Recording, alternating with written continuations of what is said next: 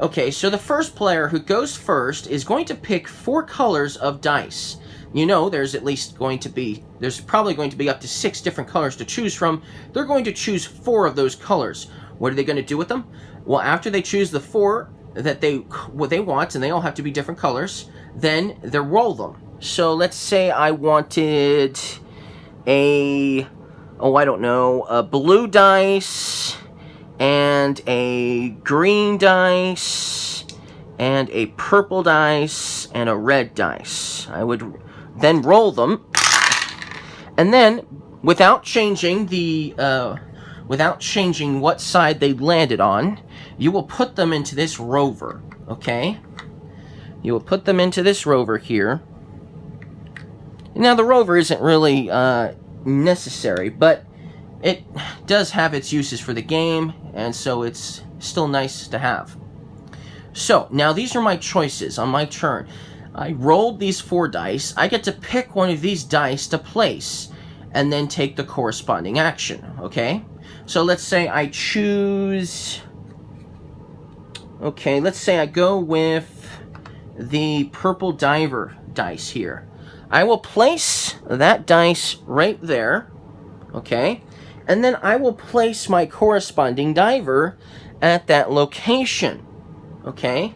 So now my diver is there. That's all that's going to happen. That's all I do. So like for instance, if I had placed a fish dice, if I had one, or a pearl dice, or a starfish die, if I had one, I would have gotten some cards, possibly some points. Those cards probably have points on them. But with that 1 dice placement area, I get nothing else but that getting to place my diver there. Now, there are definitely some things that are useful for having a diver on the board. At the end of the game, if you have a diver in a reef, so that means, doesn't matter which reef it is, which color of reef it is, but if you have a diver in a reef, you're going to score points based on what dice are being covered up. So if there was a dice at all of these locations that have numbers on them, sea turtle has 1, okay? The starfish has a 2, the octopus has a 3, the fish has a 4, and the pearl has a 5. If they're all covered up, and you also have your diver located there at the end of the game, you're going to score a maximum of 15 points. If a dice was not covering one of those locations that I mentioned, then obviously you're going to score less than 15 points. But that's how that's going to work. So you're obviously going to want to try to get your diver to a location that has a lot of dice located there to score a ton of points at the end of the game.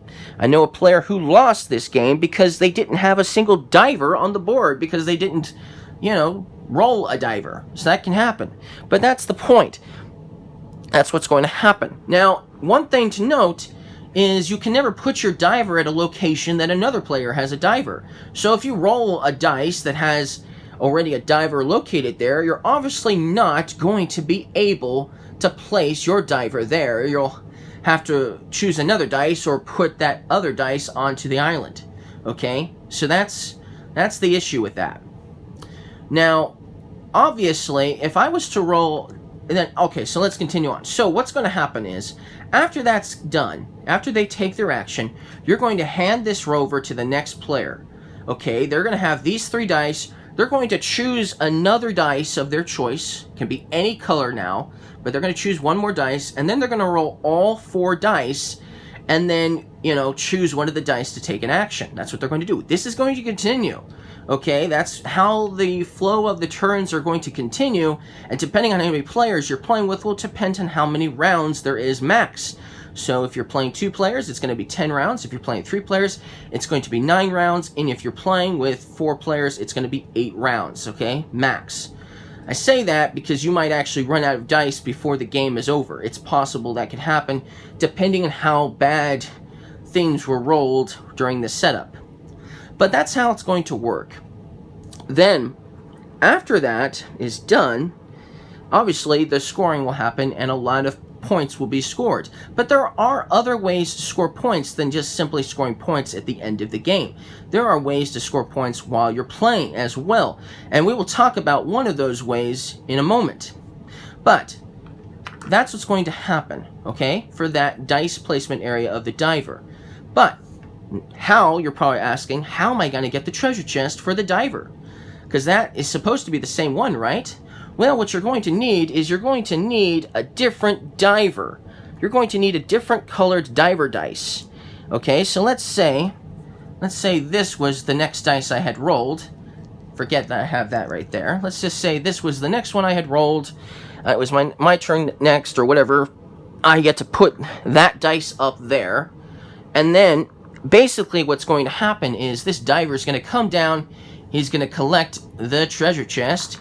And then he's going to move on to the next reef, which is where the red dice was just placed. That's what's going to happen. That's how you get the treasure chest there. Then the dice that was up here where the diver was is now going to go to where the treasure chest is, freeing up that spot for another diver to go there. Of course, this treasure chest here obviously is going to be acquired, and you're going to get the immediate effect of this treasure chest. And this one is going to allow you to draw a card, the top card from the island. And there's a lot of other awesome stuff you can get by simply gaining a treasure chest. But that's how that's going to work. So basically, you might get a treasure chest later down the road, and you might not, depending on what dice you roll after you obviously place the first dice to obviously get the diver onto the board in the first place. But that's how the diver is going to work.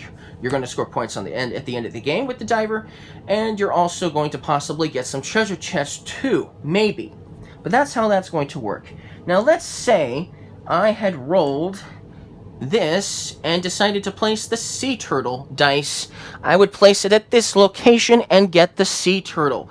The sea turtles are also like treasure chests. They might have something for you.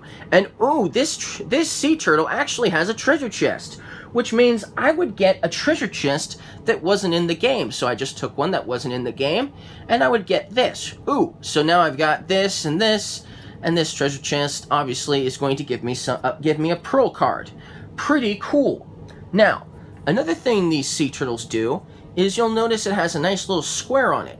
This square is a dice placement area. Okay? You'll notice that there are some good choices here. Maybe you want to utilize the octopus that is in here, or one of the sea turtles. Who knows? And there's no guarantee that next time you roll, you'll get one of these, okay? So, basically, when a turn is over and someone has taken their action, there's going to be, obviously, less dice sitting in this little rover. There's going to be only 3 left, and it's going to be handed to the next player. That next player is then going to have to re-roll these 3 dice along with another dice. But let's say that player wanted this one here and didn't want to run the risk of losing it.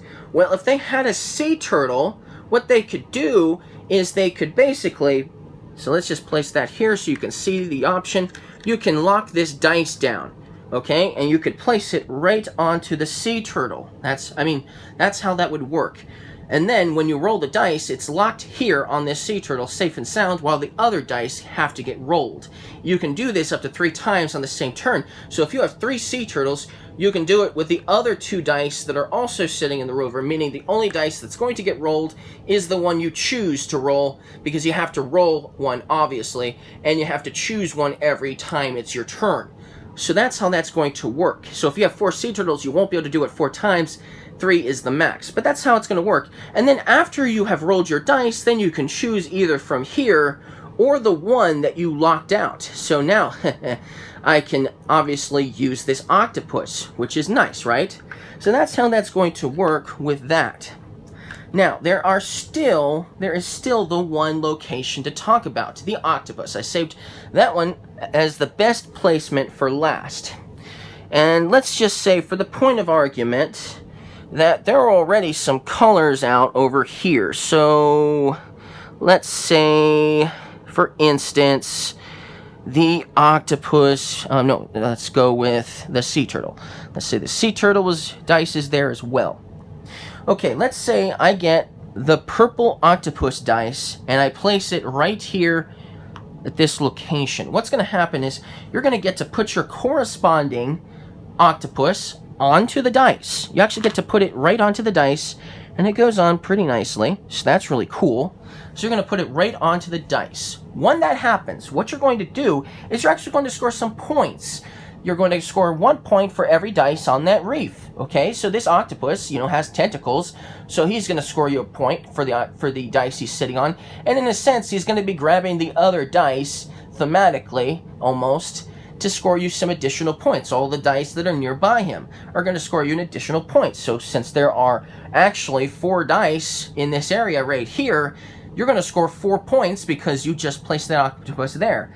And then you'll have this little tract here that will obviously move you up 4 points. A nice little boat to keep track of your score. Okay, so that's how that's going to work for the octopus. Now let's finish talking about how the island works.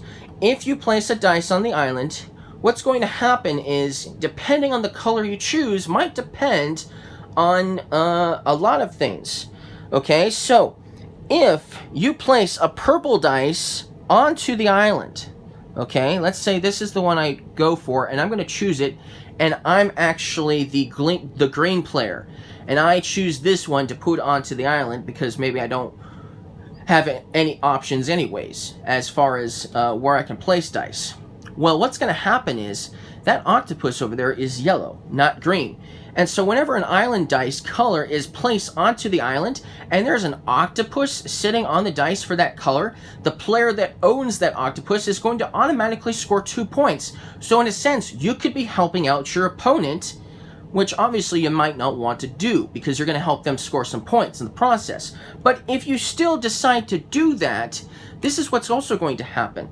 If you place the dice on to the island, you're going to get to draw 2 cards from the island deck, and you're going to decide which of the 2 to keep, putting the other one back underneath. So that's basically like giving you a possible choice of what you're going to get from the island.